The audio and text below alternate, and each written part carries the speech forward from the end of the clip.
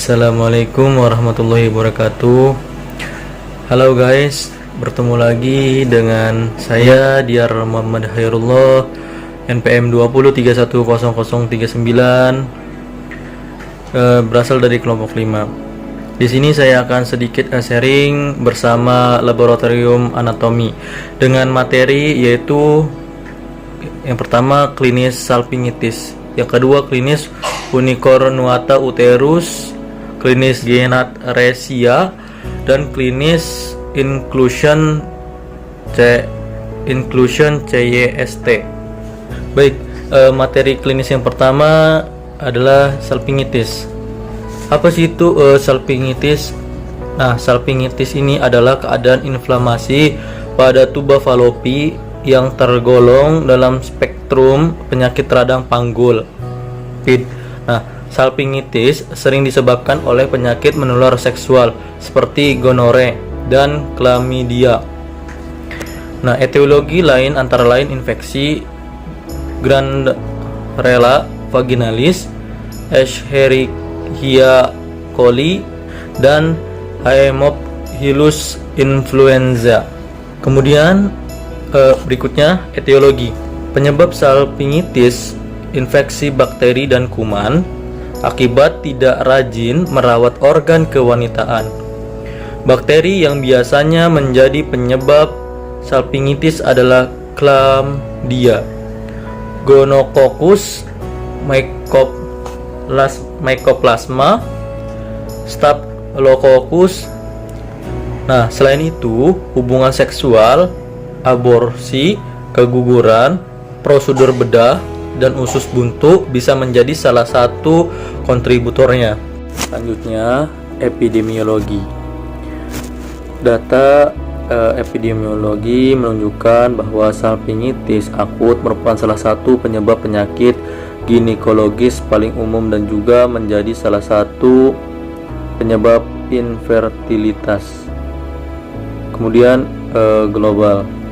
Di Inggris 33,6% wanita usia 35-44 tahun pernah mengalami penyakit radang panggul, dengan 16,1% mengalami minimal satu episode salpingitis, baik terdiagnosis atau tidak. Di negara Amerika Serikat, sekitar 1 juta wanita setiap tahunnya mengalami salpingitis akut, paling sering pada rentang usia 15-20 tahun. Sebanyak 1-2% perempuan usia muda yang aktif secara seksual mengalami salpingitis setiap tahun.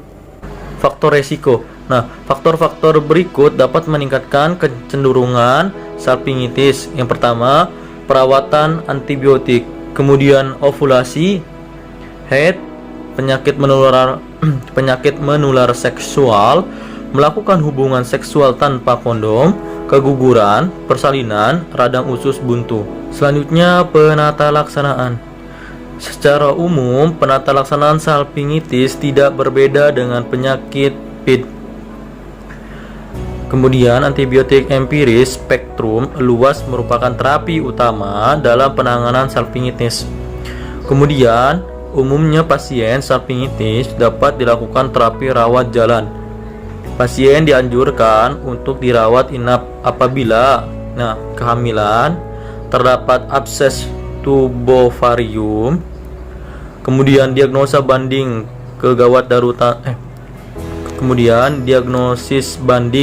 kegawat daruratan bedah seperti appendisitis akut tidak dapat disingkirkan, sakit berat, mual, muntah, atau demam tinggi.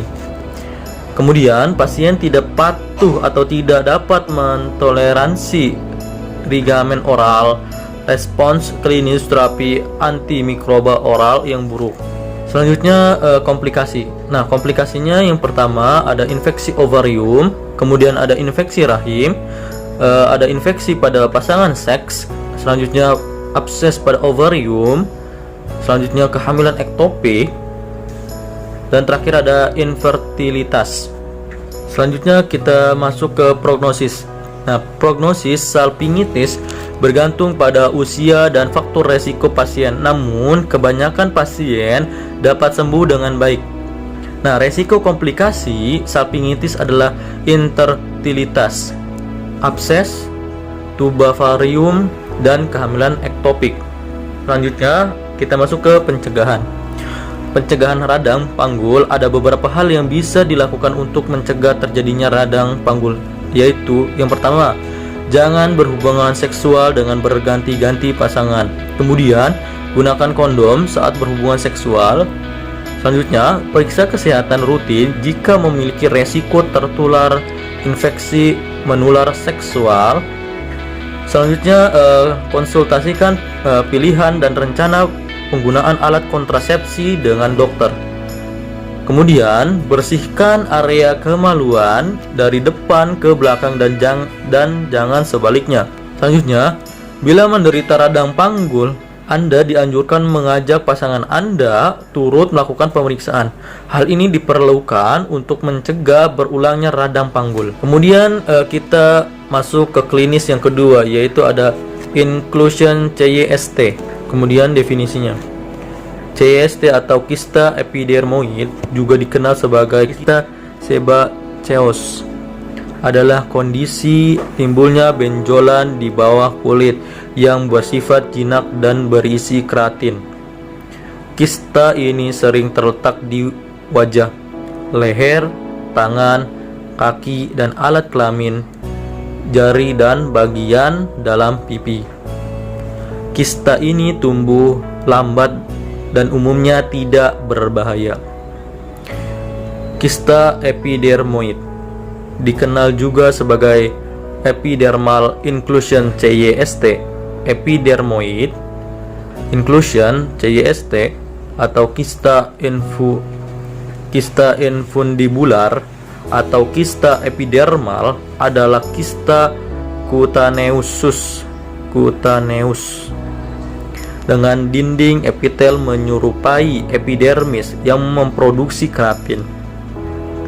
Daerah predileksi kista ini terutama pada wajah, kulit kepala, leher, dan badan, walau dapat juga ditemukan di daerah lain. Selanjutnya, etiologi. Kista terjadi akibat penumpukan keratin. Keratin adalah protein yang terjadi secara alami di sel-sel kulit. Kista berkembang ketika protein terperangkap di bawah kulit karena gangguan pada kulit atau folikel rambut. Kista ini dapat terkait dengan kondisi genetik tertentu, terutama jika kista tumbuh sebelum pubertas, misalnya sindrom Gardner dan Gorlin. Selama itu, paparan sinar UV yang berlebihan juga bisa menjadi penyebab dari kista epidermoid. Selanjutnya, patofisiologi. Kista epidermoid berasal dari sel epidermal yang mempenetrasi ke dalam kulit dan bermultiplikasi membentuk dinding kista. Karena dinding kista dilapisi epitel gepeng bertingkat, lapisan keratin akan terakumulasi dalam kista. Permukaan dalam kista dapat berhubungan dengan permukaan kulit melalui orifisium berisi keratin yang disebut punctum. Karakteristik ini merupakan tanda khas kista epidermoid. Sebutan folikel adalah faktor penting dalam patogenesis kista epidermoid. Hal ini dapat dijumpai pada pasien akne vulgaris yang dapat memiliki kista epidermoid multiple yang berasal dari komedo. Oksulasi folikel juga dapat disebabkan oleh proses jinak ataupun ganas yang mempengaruhi atau berada di dekat unit pilosebacea. Kemudian kita memasuki epidemiologi. Nah, epidemiologi kista epidermoid ditemukan pada rentang umur yang luas, yaitu antara lahir hingga hingga 72 tahun. Tetapi mayoritas pada dekade ketiga dan keempat hidup milia, yaitu kista epidermoid kecil temporer, umumnya terdapat pada bayi baru lahir. Kista epidermoid terutama ditemukan pada jenis kelamin laki-laki, 2 kali lebih umum daripada wanita. Tidak terdapat predileksi ras tertentu. Pigmentasi pada kista epidermoid lebih umum ditemukan pada individu berkulit gelap. Kemudian kita masuk ke faktor resiko. Orang yang terkena trauma kulit atau infeksi HIV, jerawat, atau paparan berlebihan terhadap matahari lebih beresiko mengalami kista epidermoid. Kista ini lebih sering terjadi pada pria berusia 30-40 tahun, meskipun bisa menyerang siapa saja. Orang yang memiliki kulit berjerawat memiliki resiko lebih tinggi untuk mengalami kista epidermoid. Selanjutnya, penata laksanaan. Pengobatan yang paling efektif adalah pengambilan kista melalui pembedahan. Prosedurnya melalui suntikan blus lokal, sayatan pada kulit, dan pengangkatan kista. Jika ada pandangan sekitarnya, operasi ditunda dan akan diberikan salep anti radang terlebih dahulu. Efek samping tindakan pembedahan antara lain kemungkinan terjadinya infeksi dan perdarahan, juga kemungkinan timbul bekas luka. Setelah operasi dilakukan, hindari olahraga, kontak, dan aktivitas berat. Jahitan dapat dilepas dalam waktu 7-10 hari. Bekas operasi biasanya akan memakan waktu 8 minggu untuk mencapai 80% kekuatan kulit asli. Berkas luka diobat 6-12 bulan setelah operasi. Kemudian, pada saat perawatan luka setelah operasi, usahakan agar luka tetap kering. Konsumsi makanan yang mengandung protein agar menunjang jaringan baru agar cepat terbentuk. Luka perlu dibersihkan dengan cairan salin normal, seperti cairan infus atau air bersih, dan gunakan antiseptik yang mengandung iodin. Luka dibersihkan secara teratur jika kotor atau bersih.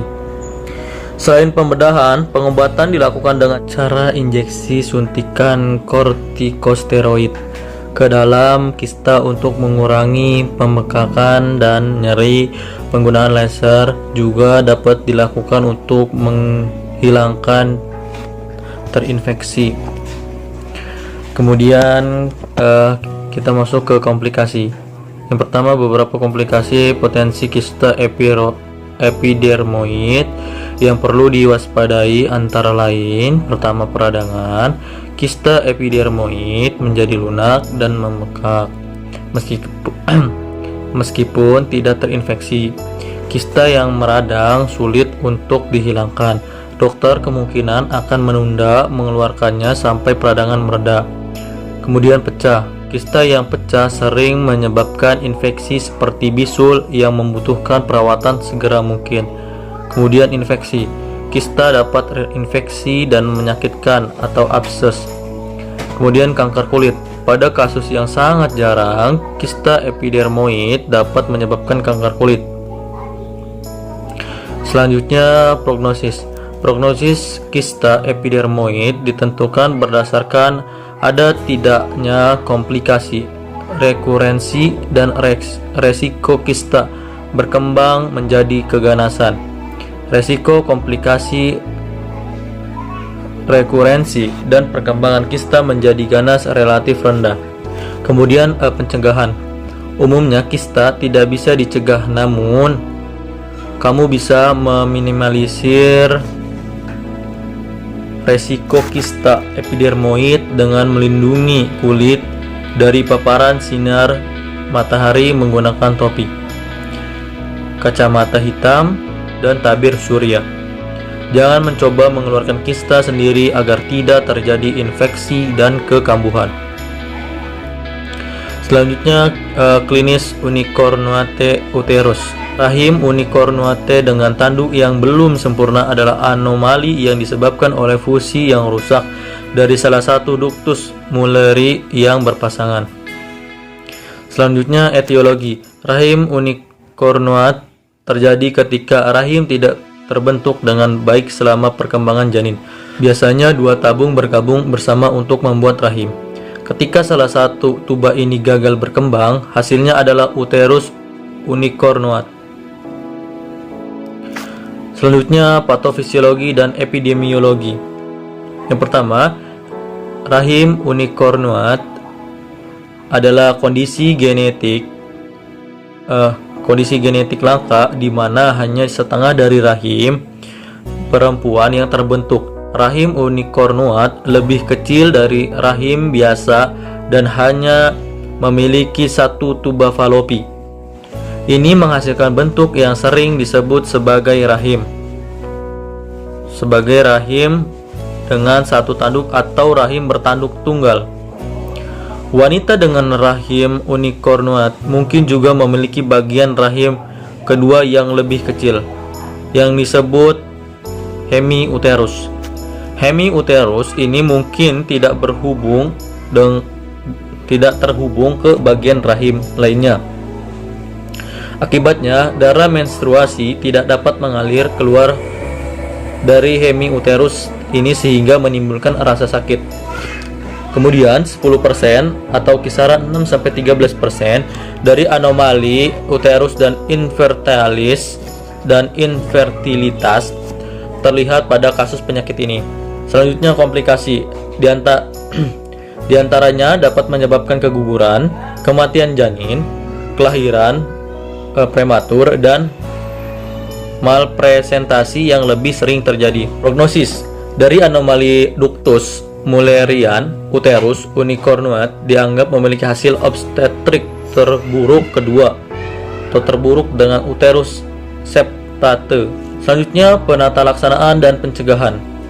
Strategi pengobatan meliputi operasi laparoskopi untuk mengangkat hemiuterus yang tidak terhubung yang mengakibatkan sakit perut karena ketidakmampuan darah menstruasi mengalir ke rahim utama. Kemudian operasi laparoskopi untuk mengangkat hemiuterus yang tidak terhubung yang mengakibatkan sakit perut karena ketidakmampuan darah menstruasi mengalir ke rahim utama. Selanjutnya, perawatan khusus selama kehamilan atau persalinan untuk mengurangi resiko komplikasi, termasuk kelahiran prematur, keguguran atau kelahiran sungsang kaki lebih dulu. Selanjutnya faktor resiko. Yang pertama adalah beresiko mengalami komplikasi reproduksi dan mungkin mengalami susah hamil. Selanjutnya kita ke klinis ginatresia. Apa sih itu ginatresia? Nah, ginatresia adalah cacat bawaan berupa tutupnya salah satu bagian dari saluran kelamin wanita. Kemudian etiologi. Nah, penyebab atresia vagina tidak diketahui. Biasanya pembuatan saluran vagina selesai dalam janin pada minggu ke-20 kehamilan. Para peneliti percaya pada pasien dengan atresia vagina, tabung yang dikenal sebagai saluran Muller tidak berkembang dengan benar dalam 20 minggu pertama kehamilan. Biasanya salah satu saluran ini berkembang di saluran tuba sementara saluran lain berkembang menjadi vagina dan rahim. Kemudian patofisiologi dan epidemiologi. Atresia vagina ditemukan terjadi ketika sinus urogenital tidak berkontribusi pada pembentukan bagian bawah vagina. Seperti yang disebutkan sebelumnya, ada gangguan atau sindrom lain yang ditemukan dalam hubungannya dengan individu yang hidup dengan atresia vagina. Nah, epidemiologinya, bayi baru lahir dapat berupa sepsis, massa abdomen, dan distres pernapasan. Anomali congenital abdominopelvis atau perineum lainnya sering meminta evaluasi radiografi pada bayi baru lahir, menghasilkan diagnosis atresia vagina yang kebetulan. Selanjutnya, komplikasi dan pencegahan. Nah, komplikasinya yaitu ada infeksi nyeri sudah terasa sebelum haid. Kemudian, nyeri masih ada setelah haid berhenti. Nah, pencegahannya yaitu ada beberapa metode pengobatan untuk individu dengan atresia vagina. Metode pengobatan pertama yang direkomendasikan adalah pelebaran vagina sendiri. Seorang dokter mungkin pertama-tama merekomendasikan agar pasien terlebih dahulu mencoba membuat vagina sendiri melalui proses pelebaran sendiri. Teknik pelebaran sendiri terdiri dari penggunaan dilator vagina, yaitu tabung bundar kecil yang ukurannya bervariasi dan serupa dalam ukuran dan bentuk dengan tampon. Kemudian prognosis untuk atresia vagina adalah salah satu yang rumit. Ada variasi dalam temuan anatomi pasien serta tidak adanya teknik bedah yang konsisten yang membuat sulit untuk memberikan prognosis untuk kondisi ini. Sering dengan kondisi lain yang menimbulkan perineum abnormal, yaitu genitalia ambigu dan berbagai kelainan lain yang berkisar dari kloaka hingga sinus urogenital. Individu dengan atresia vagina sering melaporkan rekonstruksi sebagai hasil pengobatan. Selanjutnya, faktor resiko. Faktor resiko gangguan ini disebabkan oleh komplikasi dalam wanita gen protein coding yang ditemukan pada lengan pendek atau P dari kromosom. Kemudian terjadi mutasi genetik yang menyebabkan substansi leucin menjadi residu prolin pada posisi 12 pada asam amino pada protein WN4. Pada dasarnya ini akan menyebabkan penurunan tingkat intranuklear katenin. Selain itu, enzim steroidogenik seperti 17A, hidroksilase, dan 3B, hidroksisteroid dehidrogenase, dihambat karena mutasi ini yang menyebabkan kelebihan jumlah androgen dalam sistem. Kemudian penata laksanaan. Sekitar 5% wanita tanpa vagina atau aplesia vagina memiliki rahim yang berfungsi sebagai konsepsi spontan, jarang terjadi setelah operasi koreksi. Tetapi ada teknik reproduksi berbantuan yang dapat digunakan untuk membantu wanita hamil. Ada kemungkinan untuk mentransfer embrio melalui saluran tuba atau melalui myometrium atau lapisan tengah dinding rahim, terutama terdiri dari sel-sel otot polos rahim yang disebut transfer embrio transtubal atau transmyometrial. Cukup sekian penjelasan dari saya, semoga bermanfaat untuk teman-teman semua. Kurang lebihnya mohon maaf. Wabillahi taufiq wal hidayah. Wassalamualaikum warahmatullahi wabarakatuh.